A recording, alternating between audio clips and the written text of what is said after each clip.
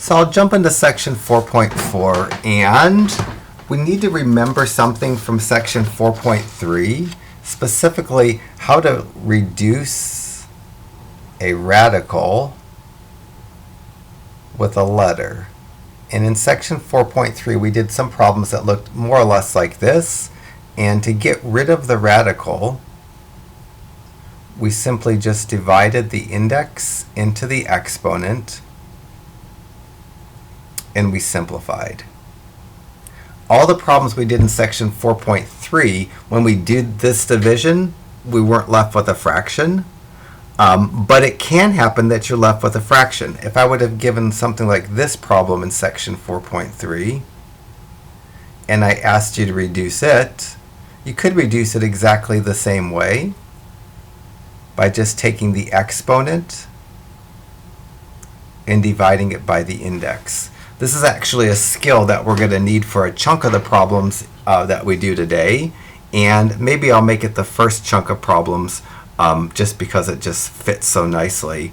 Problems 7 through 12 in section 4.4 give me the instructions to write using rational exponents, which means to rewrite the problem, rational means fraction,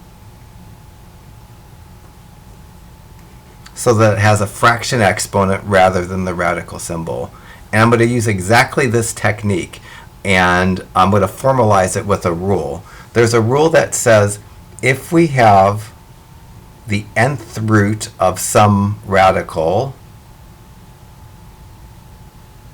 or if we have an nth root, if I want to change from radical notation, which this is, into fraction exponent, I stop writing the radical and I divide the exponent by the index. And this is what problems 7 through 12 want me to do in section 4.4. It says just take the expression, an expression is just a problem without an equal sign, and write it with a fraction exponent. For some of the problems, like your problem 7, in order to do this, if the exponent of the letter isn't written, I need to insert it myself. If I was doing problem 7, it's asking me to simplify, rewrite the cube root of x with a fraction exponent. Since the x doesn't have an exponent that's displayed, I'm going to write the implied exponent of 1. And then that's the fraction exponent, or the rational exponent representation. It always turns out that cube roots and 1/3 powers are the same. I can show you this on my calculator real quickly. Like if I generically pick the cube root of some number, like the cube root of 8,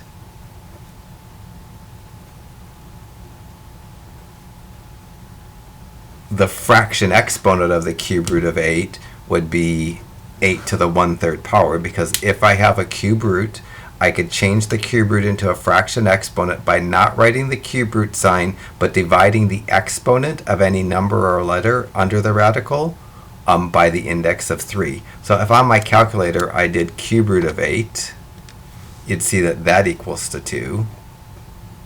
And if on my calculator I did 8 exponent fraction 1/3 power, you also see that that equals to 2. So cube roots and 1/3 power, they're different representations, but they're equal to each other. It'll turn out that square roots and 1/2 power are the same, fourth roots and 1/4 powers are the same, and so forth.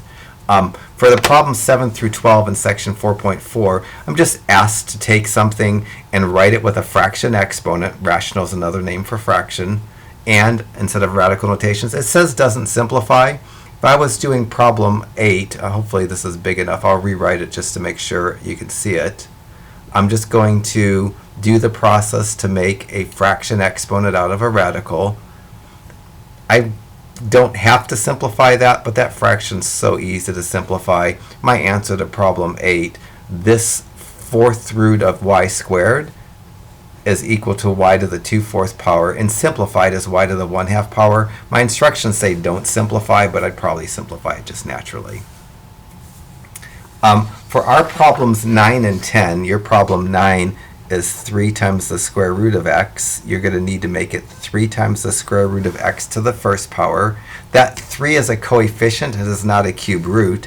You're going to have to sneak in the index of 2 in order to do your rewriting. For my problem, it's 2 times the cube root of y to the first. The 2 is going to remain the coefficient that it starts out as, and I'm going to change the y to the cube root of y to the first into y to the 1/3 power. Rewriting this, it's going to be 2y to the 1/3 power. If you do your problem 9, you're going to get 3x to the 1/2 power. When the number is a coefficient in front of the radical, when you're rewriting the radical with a fraction exponent, that number doesn't pick up a fraction exponent. In your problem 9, the rewrite would look like that. For your problem 11 and my problem 12, both the coefficient of the letter and the letter are under the radical. If I'm doing problem 12, I need to think of the problem 12, which is actually the cube root of 2x squared. I need to think of it as the cube root of 2 times the cube root of x squared. And even more specifically, I need to think of it as the cube root of 2 to the first power times the cube root of x squared. And if I want to write that as a radical, both the 2 and the x will get a fraction exponent because both of them are under the radical. When I get rid of the radical, I turn radicals into fraction exponents. In problem 9 and 10, the coefficient isn't under the radical. When I rewrite it, doesn't get a fraction exponent. In problem 11 and 12, the radical applies to both the number and the letter, and both are going to get a fraction exponent. The cube root of 2 to the first is going to turn into 2 to the 1/3. The cube root of x squared is going to turn into x to the 2/3. For your problem 11, you're really thinking of it as the square root of 5 times the square root of a cubed.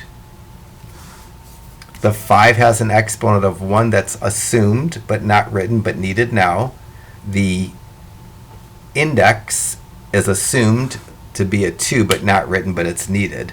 When you're doing problem 11, the 5 is going to wind up getting a fraction exponent, and the a is going to wind up getting a fraction exponent. So 7 through 12 give me radicals, ask me to write those with fraction exponents. This is actually an important skill in calculus, to take a radical and rewrite it in with a fraction exponent. It makes it easier to do calculus if you have fraction exponents as opposed to radicals. 1 through 6 want me to go backwards. They say take the expression that's given. An expression is just a problem without an equal sign, and write it with a radical.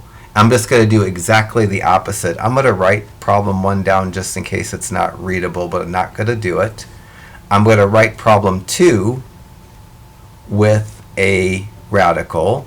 And that's easy. Anytime I have a fraction exponent, I can create a radical. Anytime I have a radical, I can create a fraction exponent. To go backwards, that's what problems 1 through 6 want me to do, to take something and write it with a radical. The denominator of the fraction exponent is the index. It's going to go in the little cup. And the rest, everything that's not the denominator, will become the radicand and go under the radical. So this is rewriting 2 to the 3/4 with a radical. It says don't simplify, but I certainly can write that as a 4th root of 8. Both of these are correct. This is simplified. That's not simplified. I just would instinctively simplify.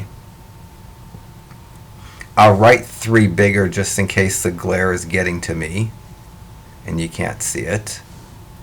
And in my problem, number 4, I'm going to do exactly what I did for number 2. If I have a fraction exponent, whether there's a parentheses or not a parentheses, the process of making a fraction exponent into a radical will be always the same. Anytime I have a fraction exponent, I can create a radical. Radicals and fraction exponents are equal to each other if they're created properly. And to create a radical from a fraction exponent, the denominator of the fraction exponent becomes the index. In this case, for my 4, it's going to be a cube root. And everything else, idiot, and everything else goes under the radical. So the everything else is the 3y squared to the first power. I probably would simplify this even though it says don't simplify, because anything to the first power is itself. And I probably could say this is just the cube root of 3y squared. 5 should work just like 4. I mean, 3 should work just like 4. 5's more like 6. So I'm going to write 5 so you can actually read it, just in case the font is too small. And my 6, I'll write it so you could actually read it. And I'm not going to simplify quite as much on 6 because the instructions tell me not to simplify, and the simplifying isn't so trivial. So 6 wants me to write the problem with a radical. Any problem that has a fraction exponent can be written as a radical.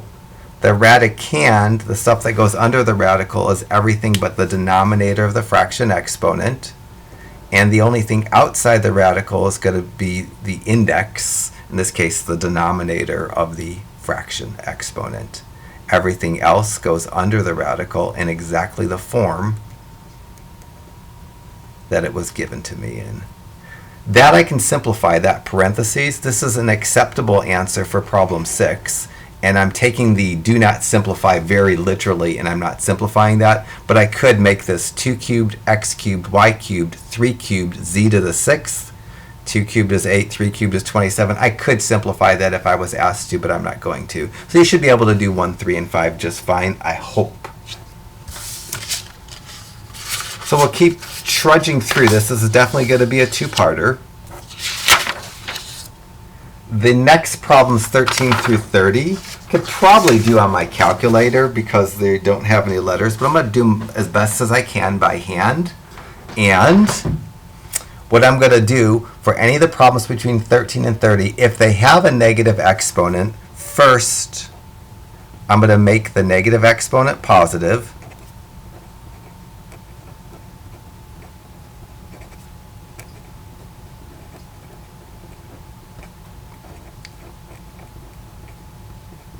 And second, I'm going to create a radical to get rid of the fraction exponent. And then third, I'm going to simplify. And most of the simplifying I can do in my head, but you may not be able to. You might need to resort to your calculator. But problem 13, for what it's worth, if it's not readable, is 81 to the 1/2 power. Problem 14 is 16 to the 1/2 power. Neither one of these have a negative exponent, so I could skip step 1. I'm going to create a radical. The radical form of my problem 14 is going to be the second root of 16 to the first power. The denominator becomes the index. Everything other than the denominator becomes the radicand. And the number 2, the index is assumed to be a 2 if I don't write it, and an exponent of 1 is assumed if I don't write it. And this is just the square root of 16, which is 4. I think this is readable, but again, if it's not, I hate it. I don't want to redo the video. In problem 16, which is the negative 25 to the 1/2 power, this negative, since it's not in a parentheses, goes in front of the radical.